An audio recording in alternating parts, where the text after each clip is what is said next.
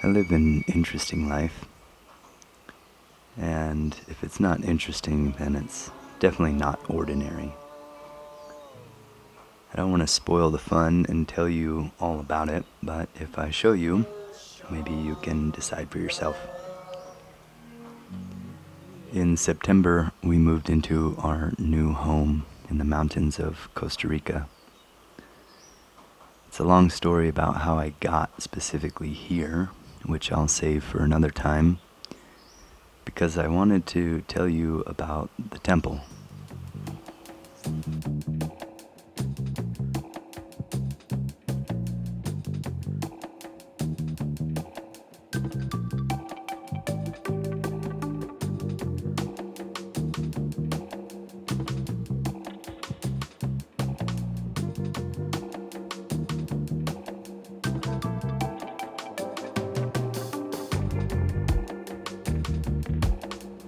To tell you about the temple, I kind of need to go back in time to like 2015 and the beginning of the path for me and my introduction to fire as a tool for spiritual development.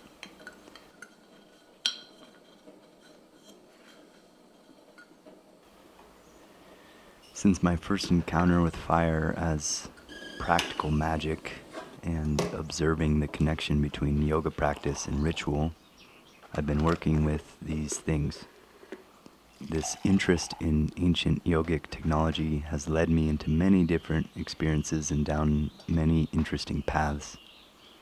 Again, a story for a different time. But here we are, and by the grace of the divine, we are sitting inside a fire temple that has been carved out of the earth. And this temple lives right outside my front door, as if the union between my life and my path could be made any more clear. To be honest, I can barely believe it, and telling this story here is one of the ways which I am integrating all that has happened to lead me here. And we did it. We created a temple to practice yoga together. I say we because there were many helping hands that brought this into manifestation. This definitely wasn't something I did on my own. 16 inches, at first until we covered it up, a 2x2.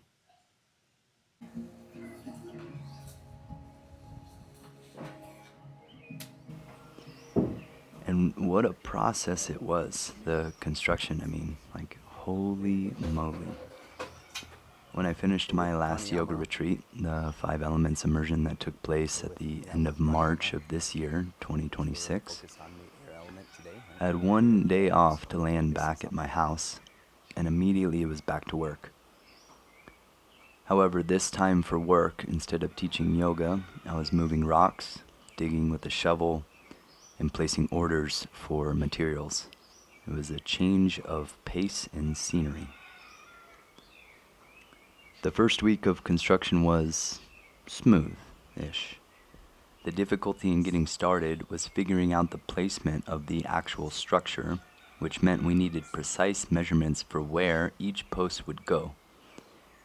Because the roof itself is such an irregular shape and built on irregular terrain, this was a bit of a process. Okay, so you may have seen I was just chatting with Augustine a little bit about the plan. He was drawing. We were doing a little sketch. You can see that of the roof, because every time I would imagine how the roof of the temple would be, I kept seeing a very unique spaceship-like shape that emerged smoothly out of the hillside. Keep in mind that when I moved into this house, there was just a hill here with some trees sloping downward towards the garage. The whole house, in fact, is built on a pretty steeply sloped hill. In October, at the peak of the rainy season, my friend Abel, a young indigenous Quebecer man and a worker, arrived at my house one morning at 5:30 a.m. looking for work. Let me show you what we're doing over here.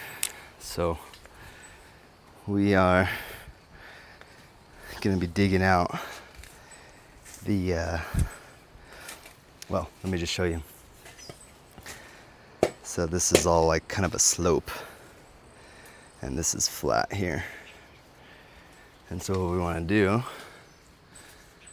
is make this whole area flat, like a flat patio, so that when you come out of the living room here, right? So you come out of the living room, and then you can just step right onto the patio here, and this would be all. The next step, once we've done all the digging, is we're gonna take all these rocks here, and we're gonna make a retention wall along the line here.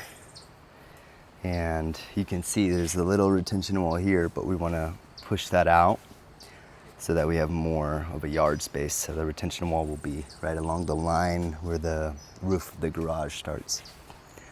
So that's what we're gonna do next. Dirt.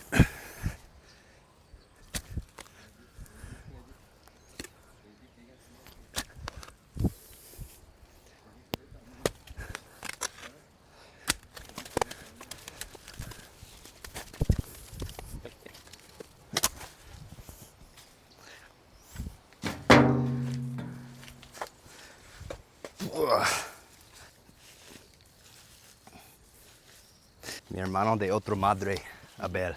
Otro madre. Mi hermano de otro madre.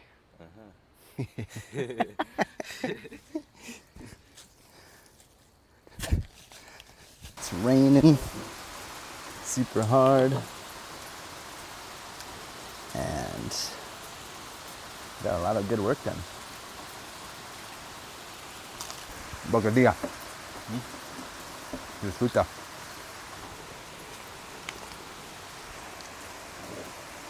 Como pan Pan.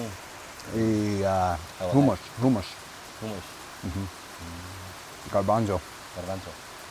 Since I'd been mostly meditating and practicing yoga for the past month or so on the land, I'd done very little work on the property itself, mostly just allowing it to sink in that I'd finally had a house in Costa Rica, a dream that I've had since 2018. Again, it's a long story for how I ended up here, which perhaps I can share another time. Anyways, Abel arrived early one morning with a big smile on his face, as he normally has, and asked, ¿Qué vamos a hacer? He was asking, what are we going to do for work? I was fresh out of my morning meditation, and I hadn't been expecting his arrival. Abel just shows up when he's looking for work, as his village where he lives is a one-day walk away, and he comes down occasionally to make money. I immediately looked at the yard in front of the porch and told him, Vamos a empezar excavando.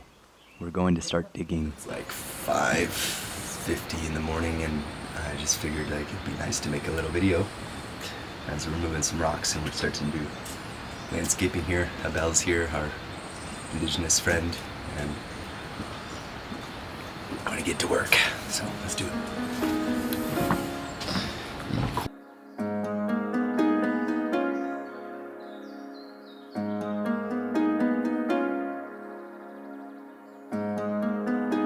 Couldn't see it yet, but I knew a fire pit needed to be created near the house, and we needed a flat area to do that. As you can see, we are moving a bunch of dirt and rocks around. Take off my muddy shoes. These things. And yeah, we're gonna have a yard. Because there were no flat areas, this meant excavation by hand. Shovels, pickaxes, a wheelbarrow, and two men with a spark of inspiration and a newly forming friendship. Alright, so I just wanted to show you guys, we just finished the first level. So let me show you. This is the first level here of the rock wall. We went from the ground up. I had to dig out this hill that you see in the time lapses. Got Sam Garrett going on, and Yeah, just fueled by happiness. Check it.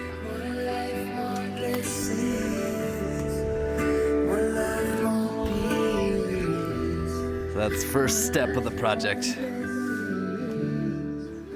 I have a lot to thank Abel for. Without him, I don't think I would ever gotten started with this. Yo! Yeah! Un hombre más fuerte. So this is Abel. We ran out of space over there. The dirt es más difícil. Si quieres. Okay, vamos a ver. This guy's awesome. Oh! Ah!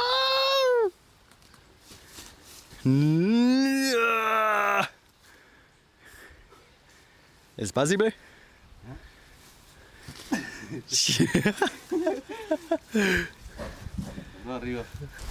Okay, so we had to shift our focus from moving the dirt there because we had space there, but now we have a bunch of extra dirt and we gotta get the rest of the hill down, and so we gotta make a pathway up here so that we can drop some of the dirt up on top of the hill here. And so this will be, oh hey, yeah, this here will be the second level. So imagine, I'm gonna like kind of dig out in the back there and then make another level here with a fire. So that's where we're gonna be dumping some of the dirt here. So Abel, I don't know if you can see him over there, he's gonna be building a path. We're gonna build a path. Dig the wheelbarrow up.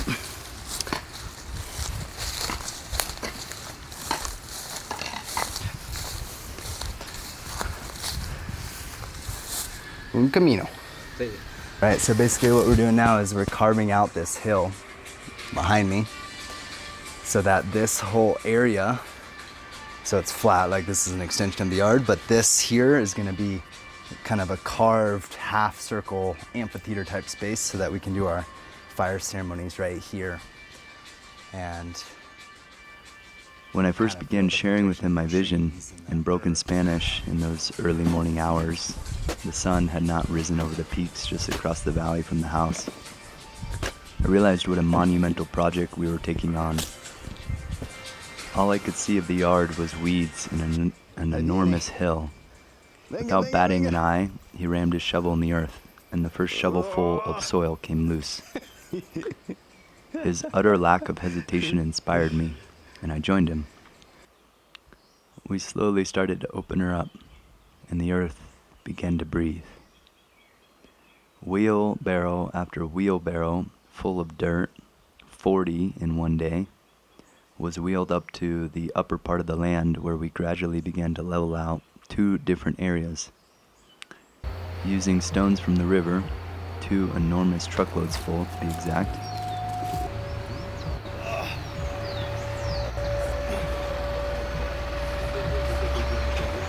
some of them are hard to get up there.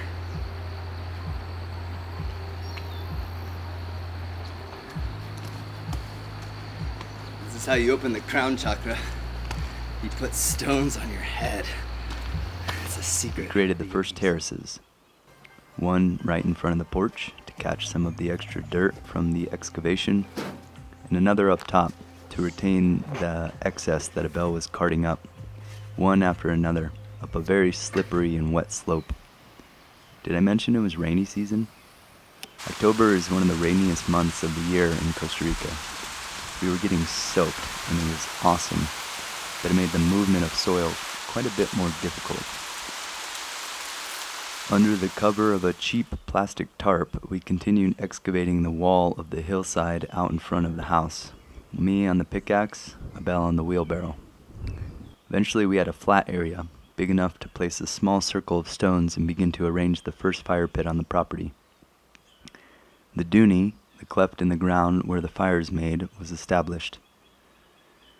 This changed everything, as now I had a place to practice and make offerings. I started practicing every morning with the fire, early, right about the time that the birds start chirping and the first light of dawn crept into the sky. With each practice and every offering made, I began receiving instructions from the land. There's something simple and yet profound and sacred in the connection between man and fire. I cannot really explain it, but I feel it deep in my bones. We are, after all, made of the elements. We are nature.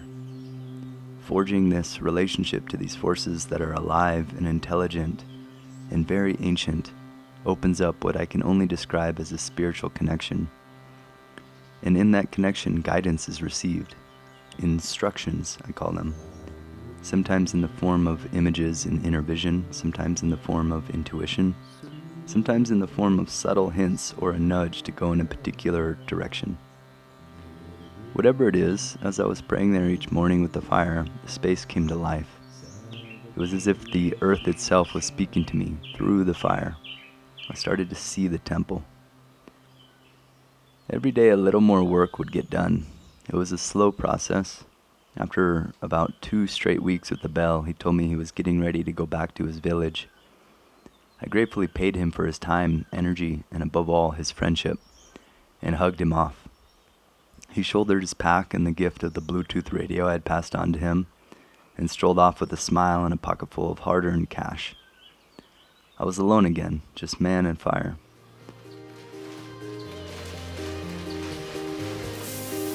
But now the vision that was buried beneath a mountain of dirt was coming to life. For the next couple months, we steadily plodded along, making upgrades to the fire pit and surrounding area, creating spaces for gardening, planting flowers, and other beautiful plants. Amanda had returned. Amanda's my partner. And she convinced us that we needed to have a cat. So she got not just 1, but 3 baby kittens. Tiny little cuties that could barely meow. I never considered myself a cat person, but here I was cuddling in bed, all 3 of them, Raja, Runa, and Godzilla. So these 3 oversaw all the gardening and made sure that we planted everything with care and precision. Abel returned in January, and we got 2 more weeks of good hard work in, completing the terraces along the slope above the house and planting our first edibles. Here's Amanda carrying rocks like a good roommate.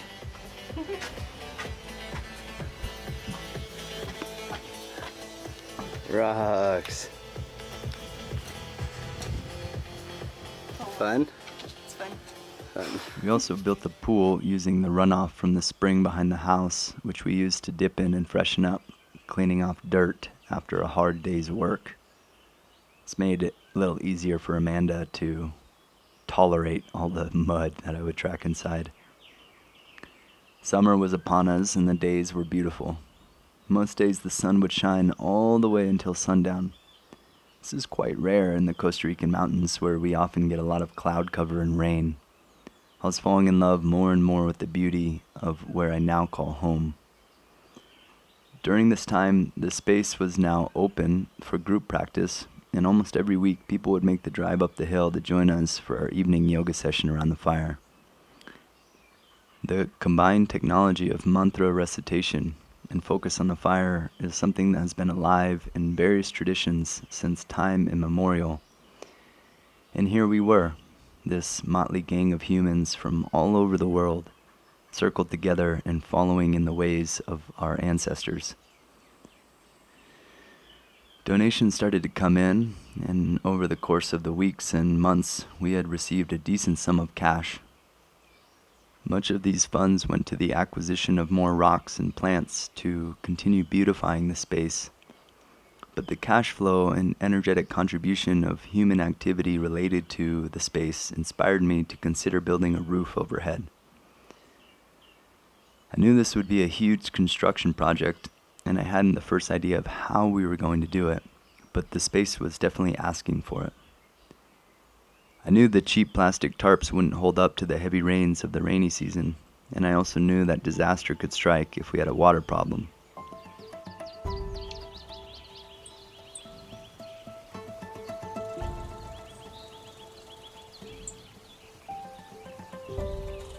I come from the deserts of Arizona, and where I'm from, we experience the same quantity of rainfall in one whole year that places like where I live now, we can experience in just a few hours. Everywhere!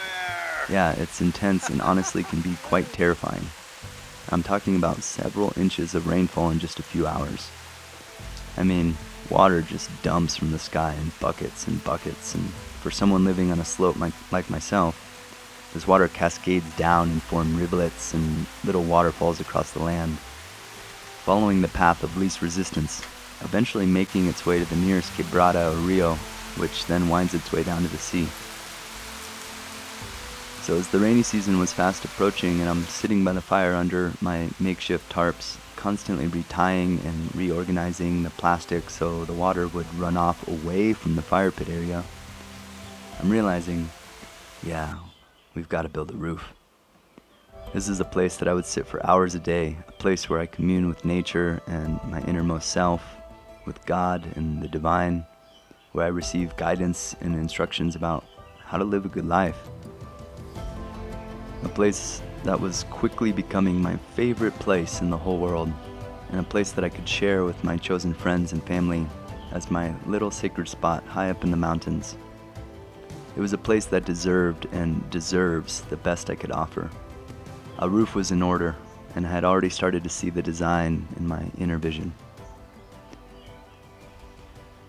Sometime in March, I had a conversation with my friend and mentor, a man who has been living up here in these same mountains for nearly 27 years, and with a mountain, pun intended, of experience and wisdom from that time living off-grid at his homestead. This very same man who helped me acquire this very house in this special location. Someone who I look up to and respect, a teacher and a guide. At first, until we covered it up. He knew what I was up to, and I had been sharing some of my dreams and aspirations with him. It's like coming across here. We were talking about the roof, and as I was envisioning it, he told me, yeah, let's do it. Let's build you a badass roof for this temple of yours. They flare out, which is exactly what I'm just drawing right here. The what had already formulated, but now the how was taking shape. The next question was, when? Eventually, on the underside of Let's do it soon, like real soon. As soon as next month. I've got a team of my guys together that are highly skilled and ready to work. Okay, things were moving and fast. I had a retreat to prepare for, a yearly immersion that I facilitate for yoga practitioners, and after that was done, we'd be in April. I told them, let's wait until after my retreat is over and I can focus 100% on the construction, as I knew I wanted to be here for it. I didn't know how much I myself could do, but I wanted to see the whole process through.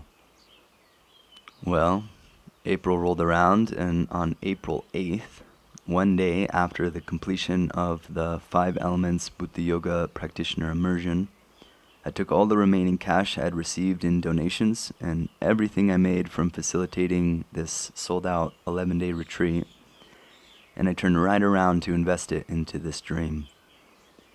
Wednesday morning at 6 a.m., Adolfo, Cesar, and Shumin, the team of hardworking ticos, along with a truckload of materials and tools, began to arrive. The construction had begun in earnest. I could not anticipate what a process it might be to have a construction zone right outside my bedroom window, but let me tell you, I'm so glad I didn't have to go through this whole process to build a house here. First of all, I live about 45 minutes from the nearest major town and 25 minutes from the hardware store along a bumpy dirt road that requires strong 4x4. I'm high up in the mountains. There's no cell phone service here. Occasionally the power goes out. Sometimes the water stops working. It's a rough and rugged way of life for someone who was raised in the city. But honestly, I wouldn't have it any other way. So Every morning for the next 4 weeks, with a few days off, usually Sunday, we measured, dug, hauled earth, carried materials, moved rocks, mixed cement, placed rebar, poured concrete, cut wood, welded metal, screwed screws, and out of earth, wood, stone, and fire, and some steel for structural stability, the temple was slowly erected. So I want to interrupt the story for a moment just so I can express some appreciation to some very important people who came and lent their time and energy here. We had Roberto, who came on the Five Elements retreat, and he stayed after for a couple days and spent time here on the land, helping with some excavation and also preparing for the stone wall. So thank you so much for your mastery, your stone mason mastery. I had Abraham come, another friend of mine who also has expertise in stonemason work and rock walls specifically, and he helped with the leveling of the space, the creation of the wall here. So I want to give thanks to Abraham. Also had Gaul, another friend who came and helped me get started on the wall in the very beginning, once the roof was at a point where we could start to do things underneath the roof. I wanted to take advantage of that time to build the stone wall.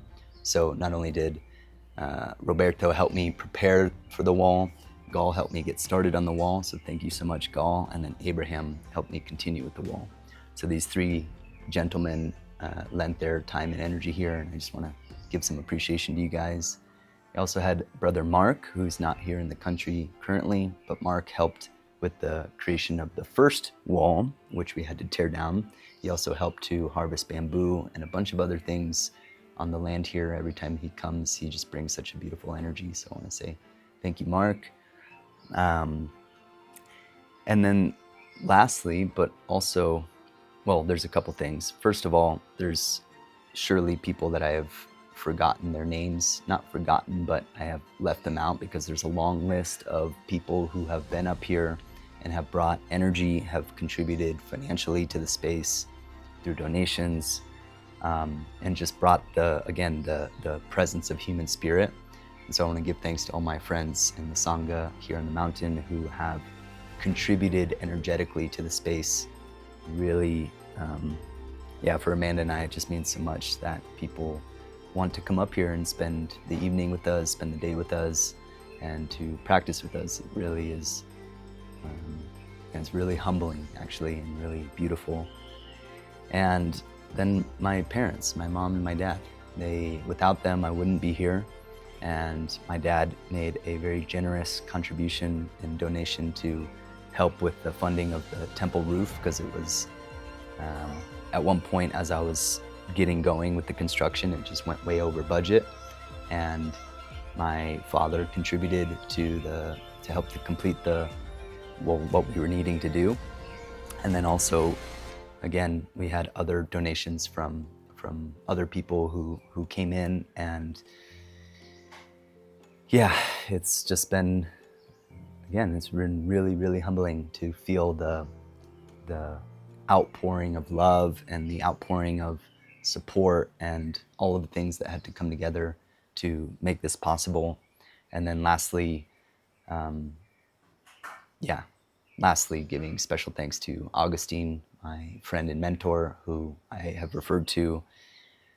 Bro, just thank you so much for everything that you've done for me, for helping me arrive here, helping me in all the countless ways that you do and continue to do, and specifically related to, organizing the team, designing the roof, just spending hours and hours here and talking to me and helping a dream come to life.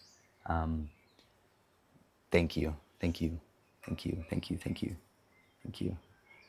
Yeah, thank you so much. Thank you so much. Amanda, of course, my beloved and partner and friend, and the kitties, and just the spirits of the land here that have been so welcoming to us. Thank you so much. Thank you so much. After a month of hard work and nearly to the $10,000 later, the roof of the temple was almost complete. Almost. At this point in the story, I wish I could finish with a happy ending and say everything is perfectly finished exactly as I hoped. But the truth is that, as I'm sharing these words right at the end of May, we've been at a bottleneck in the final stage of the project. The last order of materials is pending, asphalt shingles which will go on the top of the roof. We decided to go with this material as it is the most aesthetically pleasing and also the quietest and most waterproof of the choices. This material is also in high demand around the country, and the supplier places a special order to bring them in from out of the country, which means two things. One, they are often out of stock, and two, it is quite expensive. Having burned through my budget by a substantial margin already, at this point, I'm calling out to the community of people who believe in this dream. My hope is that a project like this is more than just my dream and my vision, but one that is shared amongst others. To have a space for shared practice, real, honest sadhana. A place to study the inner workings of the mind and therefore the divine behind and beyond it all. A place intended to bring light to this earth through us. This is not an operation or a retreat center.